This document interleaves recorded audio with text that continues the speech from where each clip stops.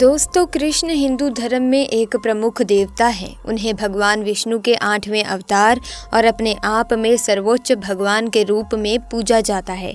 वो हिंदू धर्म में करुणा, कोमलता और प्रेम के देवता हैं और भारतीय देवताओं में सबसे लोकप्रिय और व्यापक रूप से पूजनीय है। कृष्ण का जन्मदिन हर साल कृष्ण जन्माष्टमी के दिन हिंदुओं द्वारा मनाया जाता है। कृष्ण को आमतौर पर हाथ में बांसुरी लिए हुए चित्रित किया जाता है। श्री बांके बिहारी मंदिर मथुरा वृंदावन को भगवान श्री कृष्ण का धाम माना जाता है। ये बहुत ही पवित्र धाम है। वृंदावन में भगवान श्री कृष्ण की अनेक लीलाएं मिलती हैं। ऐसे में दोस्तों, आज भगवान कृष्ण और एक पुजारी की खास कहानी इस वीडियो में बताने वाली हूँ, तो इस वीडियो को जरा बिना स्किप किए आखिर तक जरूर देखिएगा। और उस पुजारी ने किस तरह से भगवान कृष्ण के प्रति भक्ति को प्रकट किया, ये देखकर आपके रोंगटे खड़े हो जाएंगे। दोस्तों, बहुत समय पहले की बात है। वृंदावन में श्री बांके बिहारी के मंदिर में रोज पुजारी जी बड़े भाव से सेवा करते थे। रोज बिहारी जी की आरती करते, भोग लगाते और उन्हें शयन कराते।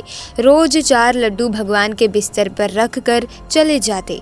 उनका ये भाव था कि बिहारी जी को यदि रात में भूख लगेगी तो वो उठकर खा लेंगे, और जब वो सुबह मंदिर के पट खोलते तो भगवान के बिस्तर पर प्रसाद बिखरा हुआ मिलता। इसी भाव से वे रोज ऐसा ही करते। दोस्तों, एक दिन की बात है। बिहारी जी को शयन करा के वो लड्डू रखना भूल गए।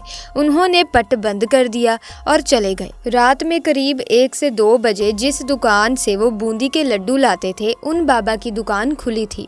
वो घर जाने ही वाले थे कि तभी एक छोटा सा बालक आया और बोला, बाबा मुझे बूंदी के लड्डू चाहिए। बाबा ने कहा, लाला लड्डू तो सारे खत्म हो गए, अब तो मैं दुकान बंद करके जा रहा हूँ। बालक ने कहा, आप अंदर जाकर तो देखो, के पास 4 लड्डू रखे हैं। उसके हट करने पर बाबा ने अंदर जाकर देखा तो उन्हें 4 लड्डू मिल गए, क्योंकि वो आज मंदिर नहीं गए थे। बाबा ने कहा, लाओ पैसे दो। बालक ने कहा, मेरे पास पैसे तो नहीं है, और तुरंत अपने हाथ से सोने का कंगन उतारा और बाबा जी को देने लगे।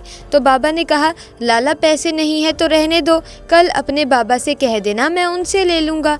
पर वो बालक नहीं माना और कंगन दुकान में फेंक कर भाग गया।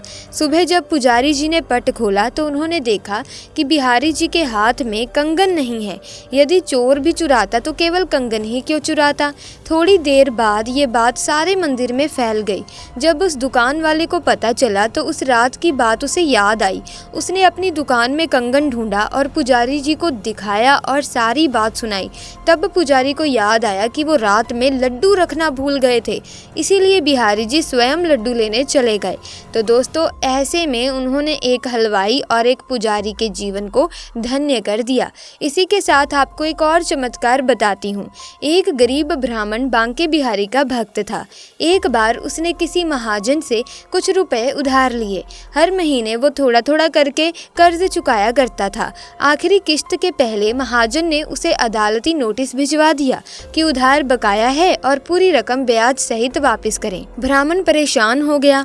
महाजन के पास जाकर उसने बहुत सफाई दी, पर कोई असर नहीं हुआ। मामला कोर्ट में पहुंच गया। कोर्ट में भी ब्राह्मण ने जज से वही बात कही, मैंने सारा पैसा चुका दिया है। जज ने पूछा, कोई गवाह है जिसके सामने तो महाजन को पैसे देते थे?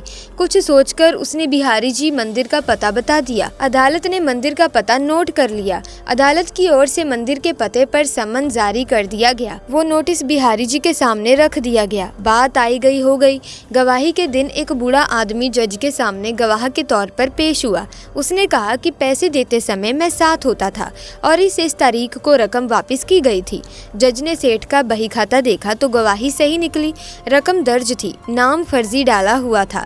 जज ने ब्राह्मण को निर्दोष करार दिया, लेकिन उसके मन में ये उथल पुथल मची रही कि आखिर वो गवाह कौन था। उसने ब्राह्मण से पूछा। ब्राह्मण ने बताया कि बिहारी जी के सिवा कौन हो सकता है। इस घटना ने जज को इतना विभोर कर दिया कि वो इस्तीफा देकर घर परिवार छोड़कर फकीर बन गया। कहते हैं कि वही न्यायाधीश बहुत साल बाद पागल बाबा के नाम से वृंदावन लौटकर आया। तो दोस्तों, आप इस घटना के बारे में क्या कहना चाहते हैं, हमें कमेंट्स में बताना। साथ ही कमेंट्स में राधे राधे ज़रूर लिखें और वीडियो को लाइक और शेयर करें।